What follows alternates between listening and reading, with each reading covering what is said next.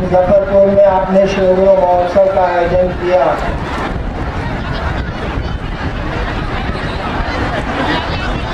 और इस आयोजन में मुझको शामिल होने का सौभाग्य मिला। एक बात मैं पहले आपसे कहूं, आप जहां हैं वहीं से बैठ के सुनिए। आपको जहां जगह मिलती है वहीं बैठ के सुनिए। मैं देख रहा हूं दूर दराज लोग बैठे हैं और चुपचाप सुन रहे हैं। चेहरा कोई महत्वपूर्ण नहीं होता है, बातें महत्वपूर्ण होती हैं। कोई चेहरा महत्वपूर्ण इस धरती पर नहीं हुआ है। बातें आपको महान बनाती हैं, विचार आपको महान बनाते हैं। जिन बातों को सुनेंगे आप, उनसे आपके जीवन में परिवर्तन आता है। चेहरे से कोई परिवर्तन नहीं आता। इसलिए आपको जहां जगह मिलती है इत्मीनान से बैठ जाइए और सुनिए। हम लोग भी विद्यार्थी थे तो सुनने जाता है, शहर घूमा जा सकता है, लेकिन अगर आध्यात्म की बातें आपको सुनना है, अगर आध्यात्मिक बात आपको सुननी है तो आपको चुपचाप बैठना चाहिए और शोर नहीं करना चाहिए। आधे घंटे का तो खेला है, आधे घंटे के बाद आप कहीं होंगे और हम कहीं। शिव के बारे में आपको बताना चाहते हैं, जिसकी पूजा आपके घरों में, आपके खानदान में सदियों से, कई हजार वर्षों से होती चली आई है। जिस महादेव की पूजा, जिस शिव की पूजा हमारे आपके घरों में कई हजार वर्षों से होती चली आई है, उसी के बारे में हम लोग कहना चाहते हैं कि वो गुरु भी है।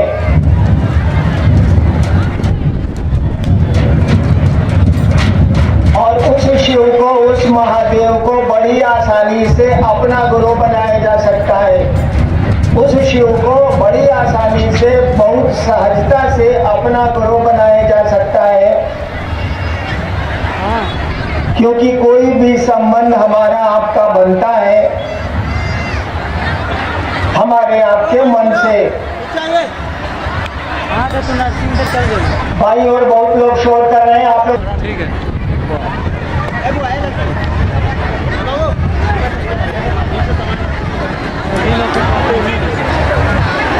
अरे बैठने दो, बैठने दो, बैठने दो ना, बैठने दो।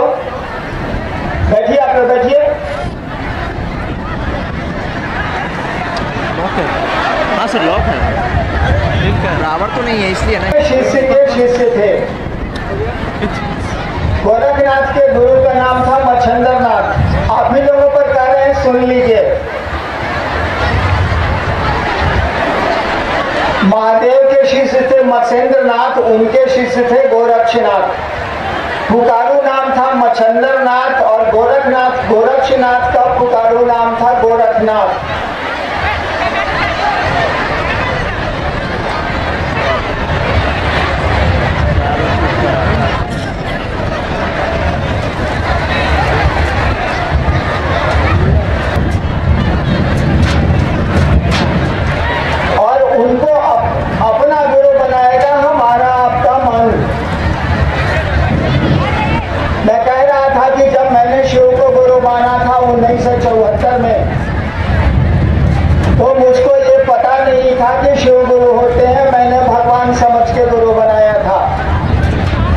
मेरे दिमाग में एक बात आई थी कि गुरु भगवान होते हैं तो भगवान गुरु काहे नहीं है। मैंने सोचा था कि गुरु भगवान होते हैं तो भगवान गुरु काहे नहीं है। भगवान, मैंने शिव के बारे में सुना था कि शिव को भगवान कहा जाता है। मैंने शिव को गुरु भगवान समझ के मान लिया। मैं नहीं जानता था कि वो गुरु है। और भगवान समझ के जब मैंने शिव को गुरु माना तो 8 वर्षों तक मैं चुप रहा, किसी को कि मैंने शिव को गुरु बनाया है। इसीलिए कि मुझको खुद ही भरोसा नहीं था, मुझको कोई विश्वास नहीं था, कोई श्रद्धा नहीं थी, कोई भरोसा नहीं था। लेकिन क्या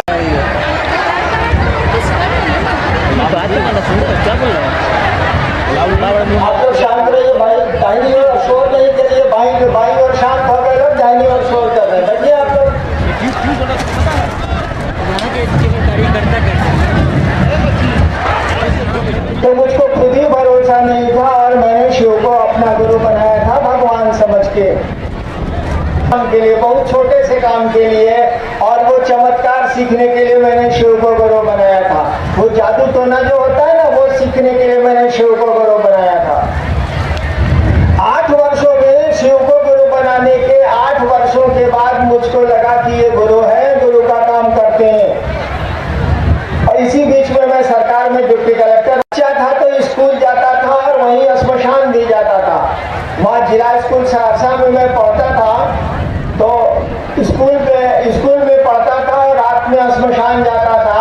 वहीं बगल के जिले में जब मैं मजिस्ट्रेट होके गया 1982 में 1982 में, तो वहाँ के लोगों से जब मैंने कहा कि भैया अभी भी आप लोग मसान साध रहे हैं क्या, तो लोगों ने मुझसे कहा हाँ अभी भी हम लोग मसान साध रहे हैं, श्मशान जाते हैं। मैंने कहा कि आप शिव को गुरु बनाइए, तो उन लोगों ने मुझसे कहा कि हमको पहले से मालूम है कि शिव गुरु है। मुझको आश्चर्य हुआ कि हम ही को नहीं मालूम है कि शिव गुरु है, इसको कैसे मालूम है कि शिव गुरु है। उन लोगों ने मुझको बताया कि किताब में लिखा हुआ है, ग्रंथों में लिखा हुआ है, शास्त्रों में लिखा हुआ है। तब मैंने जाना कि शिव गुरु है, ये लोग जानते हैं, मैं ही नहीं जानता था। शिव को गुरु मानने के 8 साल के बाद मैंने जाना कि दुनिया जानती है कि शिव गुरु है, और मैंने शिव को गुरु बनाया। मैं ही नहीं जानता था कि शिव गुरु है, मैंने तो भगवान समझ के उनको अपना गुरु बनाया था। और तब मैंने कहना शुरू किया कि उस शिव को अपना गुरु बनाओ। आज तो ये भीड़ बता रही है, हर जगह भीड़ बताती है कि शिव गुरु हैं और लोगों का शिव गुरु से जुड़ाव है। यही नहीं, यूपी में, राजस्थान में, कई जगहों में शिव गुरु महोत्सव में मैं जाता हूँ, लोग कार्यक्रम करते हैं। लोगों की भीड़ बता देती है कि शिव गुरु हैं। बताइए, मैं 32 साल सरकार की नौकरी में रहा, कहीं अभी देखिए वह गुरु शिव गुरु है और उसको गुरु मानने पर परिणाम है, रिजल्ट है, नतीजा है, तभी तो इतने लोग शिव को गुरु मानते। हम लोगों ने तो बहुत प्रयास नहीं किए, हम लोगों ने तो बहुत कोशिश नहीं की, तब भी इतने लोग शिव को गुरु मानते हैं। यह नतीजा बता रहा है, तब वो चलते हैं, तब वो शिव गुरु की चर्चा करते हैं, उनसे दया मांगते हैं, उनको प्रणाम करने की कोशिश करते हैं। ये बात शुरू कैसे हुई, ये सिलसिला शुरू कैसे हुआ? सोचिए, 1974 में मैंने सोचा था कि शिव को गुरु बनाएंगे। 1974 में 36 साल हो गए ना। 1974 में मैंने रात के 2 बजे आरा के गांधी श्मशान में केवल सोचा था कि शिव को गुरु बनाएंगे, भगवान समझ के। मैं तो जानता भी नहीं था कि वो गुरु है। एक आदमी ने सोचा और उस सोच पर वो खड़ा रह गया। आज देखिए कितने लोगों ने शिव को गुरु बनाया है। मैं वही कहता हूं, आप सोच भी नहीं सकते हैं कि शिव आपके गुरु हैं। ये सोचने में आपका क्या लगता है भाई साहब? मैंने सोचा तो आज करोड़ों लोग शिव को गुरु मानते हैं। केवल सोचा ही था ना कि शिव मेरे गुरु है, और इस सोच पर मैं खड़ा रह गया। आप सोच भी नहीं सकते कि शिव गुरु है मेरे। क्या लगता है उसी को गुरु बनाना है। और ये बात बड़ी पुरानी है, हम लोग कोई नई बात नहीं कर रहे हैं। हम लोग ऐसा कुछ नहीं कर रहे हैं कि कुछ जानते हैं। मेरे पिताजी डायरेक्टर थे बिहार सरकार में शिक्षा विभाग के, उन्होंने शिव को गुरु नहीं माना। मेरे पिता, मैं कहता रह गया कि शिव को गुरु बनाइए, वो एक ही बात कहते थे कि आपके पैदा होने के पहले से हमको मालूम है कि शिव गुरु है। मैं आपके कहने से शिव को गुरु क्यों बनाऊं? यानी लोगों को पता है कि शिव गुरु है। मेरे पिता कहते थे कि आपके पैदा होने के पहले से हमको पता है कि महादेव गुरु है, आपके कहने से हम महादेव को गुरु बना लें। और नहीं माने, वो दुनिया से चले गए, नहीं माने। यानी लोगों को पहले से पता है कि शिव गुरु है। हमने कहा ये सोचने में कि हे महादेव आप मेरे गुरु हैं, हम पर दया कर दीजिए। इस विचार में, इस सोच में हमारा क्या क्या खर्च होता है बताइए तो जरा। कहीं भी बैठ के अगर सोचते हैं आप कि हे शिव आप मेरे गुरु हैं, हे महादेव आप मेरे गुरु हैं, हम पर दया कर दीजिए, इससे आपका बिगड़ता क्या है, आपका इसमें खर्च क्या होता है? और इस काम को करिएगा ना तो नतीजे बता देंगे, परिणाम बता देगा कि इससे लाभ क्या है। वो गुरु है, हमारी किताबों ने, हमारे साधुओं ने, हमारे बुजुर्गों ने, हमारे शास्त्रों ने गलत नहीं कहा है, वो गुरु है। लेकिन उसको गुरु मानने का सिलसिला ही नहीं शुरू हुआ, उसको गुरु मानने की परंपरा ही नहीं शुरू हुई, किसी ने शुरू ही नहीं की इस बात को, इस सिलसिले को किसी ने शुरू ही नहीं किया। और गुरु मानने में कुछ लगता नहीं है, मात्र हमारी आपकी सोच एक ही अंतर आता है, सोच से हटिएगा मत।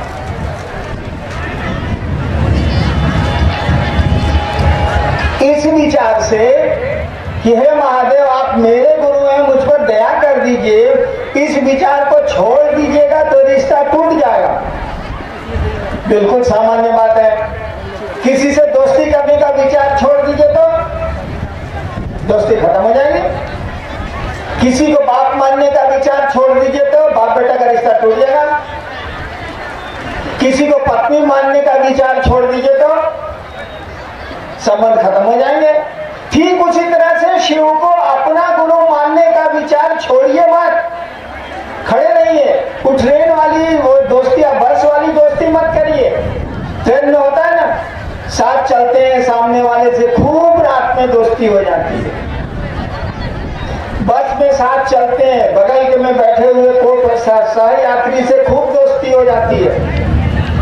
बस से उतर के साथे चाय पीते हैं, पैसा भी उसके चाय का हम आप दे देते हैं, लेकिन यात्रा खत्म, बस से उतरे दोनों और संबंध भी खत्म।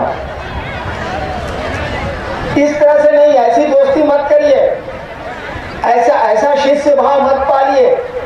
उस शिव से अपना शिष्य भाव परमानेंट रखिए, अस्थायी रखिए। इस विचार पर खड़े रहिए। हमने भी यही किया था, हमने शिव को गुरु माना था, कोई भरोसा नहीं था मुझको, लेकिन मैं कहाँ जाता, बहुत सारे गुरुओं को जो मुझसे मिले थे या मैं जिनसे मिला था उनको छोड़ के मैं आया था। लाचारी शिव को गुरु माने बैठा रहा। ये जानता था कि शरीर में नहीं है तो मंत्र कौन बताएगा, ये जानता था कि महादेव शरीर में नहीं है तो बोलेंगे नहीं हमसे कुछ, ये तो हम भी समझते थे।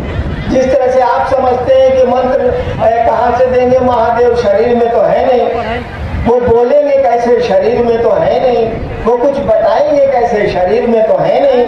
ठीक उसी तरह से मैं भी सोचता था, जब मैंने शिव को गुरु माना था 74 में, तो मैं भी यही सोचता था कि शरीर में नहीं है, ये बोलेगा ही नहीं, ये मंत्र कैसे बताएगा, ये आदमी दीक्षा कैसे देगा, भारी फेरा है। और मेरे साथ और दिक्कत थी, मैंने प्रेत देखे थे शिव के रूप में। 2 वर्षों तक प्रेत मुझसे मिलते रहे महादेव के रूप में।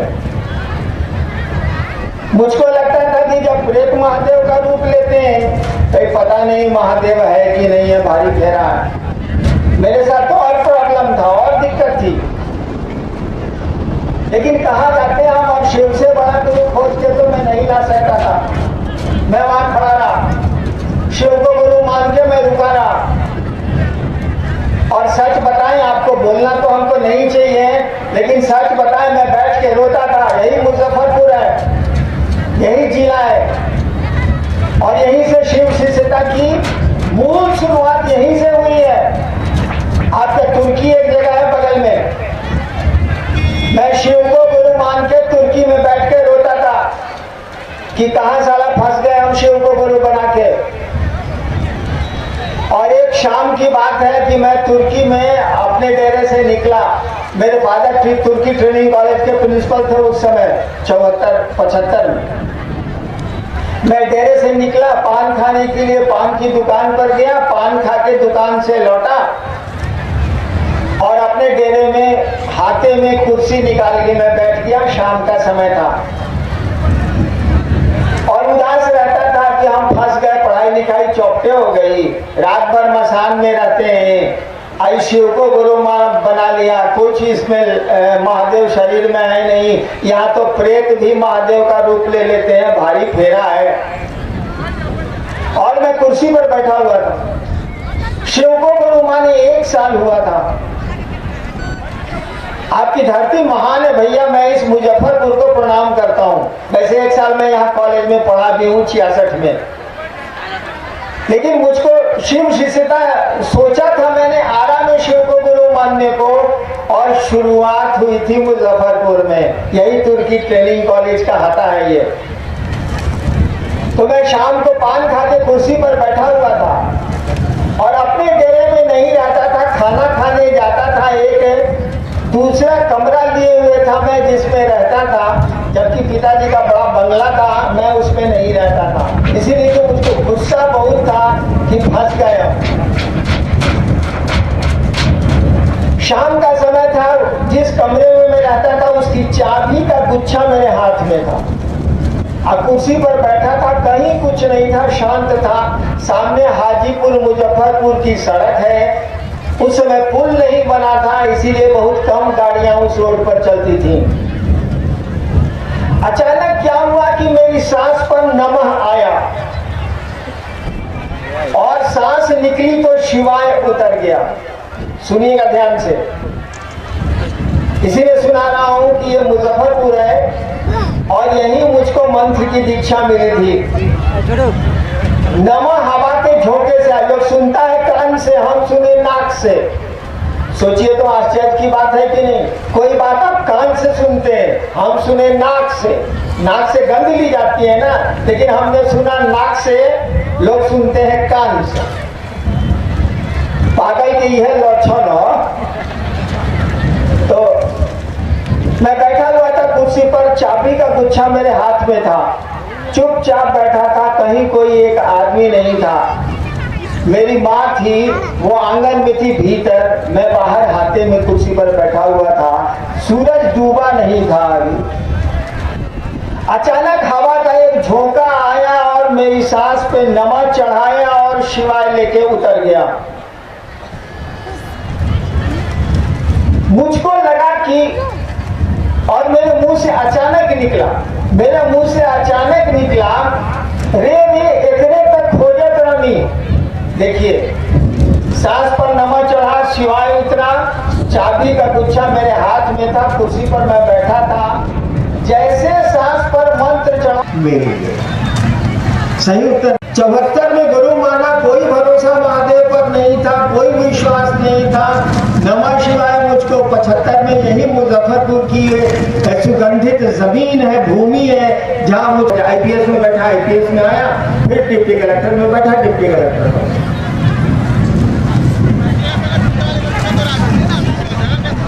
नमः शिवाय करते करते करते शिवाय का तो प्रभाव है, ऐसा नहीं है कि नमः शिवाय का प्रभाव नहीं है, लेकिन असली प्रभाव गुरु की दया का है। सचमुच का प्रभाव मंत्र तो उसको उसका साथ देते हैं, फॉलो करते हैं। असली परिणाम आपका आपके गुरु से संबंध का है, सानिध्य का। अभी मैं राजस्थान में था, जयपुर में शिव गुरु महोदय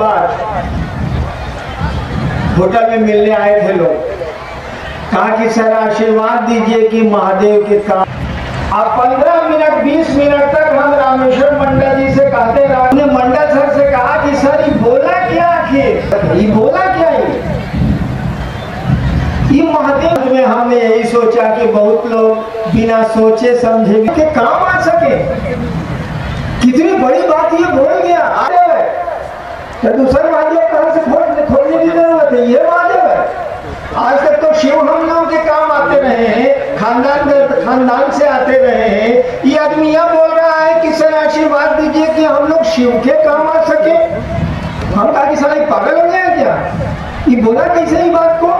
हे महादेव मुझ पर दया करिए कि हम आपके काम आ सके। अगर ये कोई दिल से बोलता है तो साला वह महादेव है, दूसरे महादेव कहाँ खोल रहे हैं भाई साहब। कितनी बड़ी बात बोल गया वो आदमी हमको, मैं आश्चर्यचकित रह गया। अभी जयपुर की घटना आई है, उसने क्या सोच के हमको बोला कि सर। दूसरा हम लोगों ने कहा कि शिव गुरु की चर्चा दूसरों से करिए। ये लोगों को समझाइए, उनको शिव गुरु का शिष्य बनने के लिए प्रेरित करिए। तीसरा हम लोगों ने कहा कि अपने गुरु शिव को प्रणाम करिए, शिव को प्रणाम करने की कोशिश करिए, बोल के करने की जरूरत नहीं है, मन ही मन प्रणाम करिए उसको। ये 3 काम कुछ नहीं है, 3 सूत्र कुछ नहीं है। हमारे आपके विचार कि अमी नटराजर चेला, मैं शिव का शिष्य हूँ, इस विचार पर कायम रखने के 3 साधन हैं, 3 काम हैं जो हमको आपको उस विचार पर खड़ा रखते हैं। तो शिव को गुरु मानने में कुछ नहीं लगता है, कहीं कोई रोक नहीं है, कुछ नहीं है, केवल एक सोच है कि हम महादेव को गुरु माने हैं, शिव मेरे गुरु हैं, हे महादेव आप मेरे गुरु हैं, मुझ पर दया करिए, और तो कुछ में लगता नहीं है। और इसी विचार पर कायम रखने के लिए 3 सूत्र दिए गए हैं, 3 काम दिए गए हैं। दया मांगना है, अपने गुरु की चर्चा करनी है और अपने गुरु को प्रणाम करने की कोशिश करनी है। आइए देखते हैं कुछ सवाल भी आए हैं क्या, तो कोशिश कर। अच्छा, सवाल के जवाब हम देता नहीं, पहले हमारे सवाल के जवाब दे लो। नहीं, अभी थोड़ा देर पहले आप लोग कैसे कर रहे थे? देखिए, हम 15-16 साल मसान में रहे, मेरी बोली है खराब। कैसे कर रहे थे अभी आप लोग? अभी तो एकदम साधु के जैसा बैठे हैं, एकदम साधु मात हो गया है आपके सामने। हम कह रहे थे उसी समय जब आप लोग हल्ला कर रहे थे। एक महादेव का चेला हुआ है मच्छंदर नाथ, पुकारू नाम है मच्छंदर ना है, और उससे बड़ा कोई गृहस्थ भी नहीं है। इसीलिए नहीं है कि कोई आशीर्वाद दिया जाता है तो उसमें कहा जाता है शिव पार्वती की जोड़ी बनी रहे, राम सीता की जोड़ी बनी रहे का आशीर्वाद नहीं दिया जाता है, कृष्ण रुक्मिणी की जोड़ी का आशीर्वाद नहीं दिया जाता है। जब भी भारतवर्ष में किसी को आशीर्वाद वर वधू को दिया जाता है तो कहा जाता, कोहबर में भी लिखा जाता है शिव पार्वती। आशीर्वाद जब भी दिया जाता है तो कहा जाता है कि शिव पार्वती की जोड़ी बनी रहे। क्यों कहा जाता है?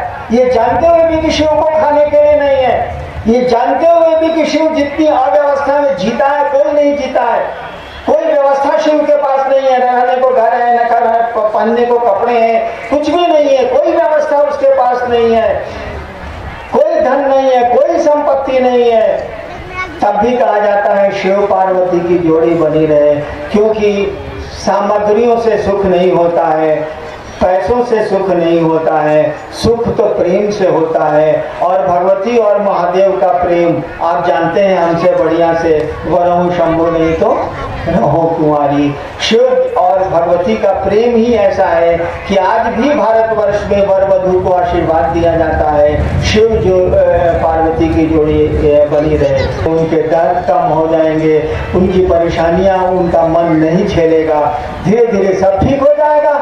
आखिर गुरु तलाश किए तभी ना भाई साहब आप आए, ये वो खबर मिली है और जल्दी आए भाई साहब। ससुराल जाना रहता है ठंडा में, हम लोग कहते हैं मारो साले को नहीं जाएंगे, आप महोत्सव में आ गए हैं। यो महादेव है, सब तो महादेव है, वो तो कहते हैं कि शिव गुरु भी क्या है ये तो। अब आप संस्कृत भी जानते हैं तो दक्षिणामूर्ति बोलिए।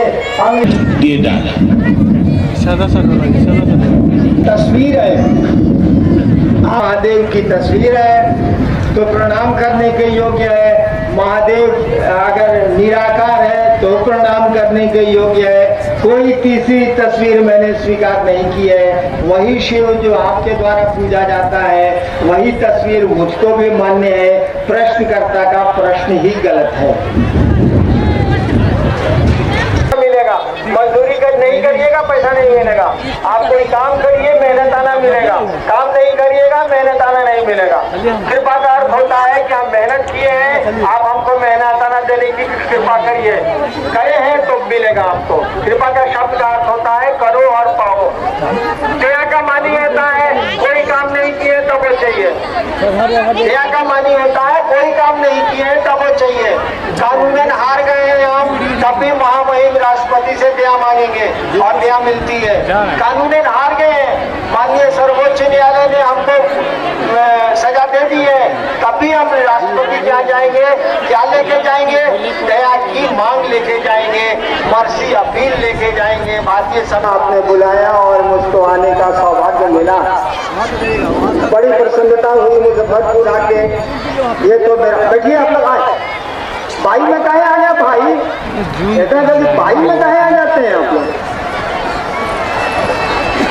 ये मुजफ्फरपुर का शिव गुरु महोत्सव, आप आए, परेशानियों में आए, आपको असुविधाएं हुई।